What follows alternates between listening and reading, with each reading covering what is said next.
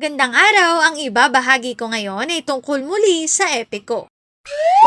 Magbasa, makinig, matuto at magsaya. Ako si Binibining Menya. Handa na ba kayo?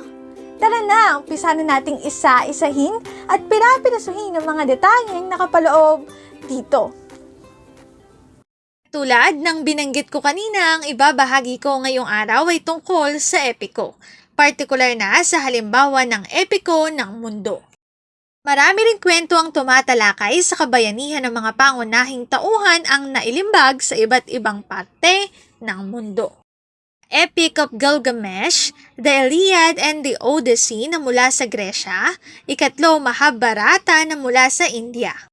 Sumunod Beowulf na mula sa Inglaterra, The Song of Roland na mula sa Pransya, Sundiata, at panghuli Ramayana na mula sa India.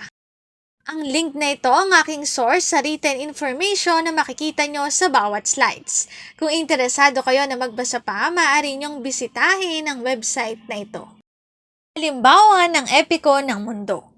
Dito na nagtatapos ang aking pagbabahagi. Sana ay marami kayong natutuhan. Muli, magbasa, makinig, matuto at magsaya. Ako si Binibining Menya. Paalam!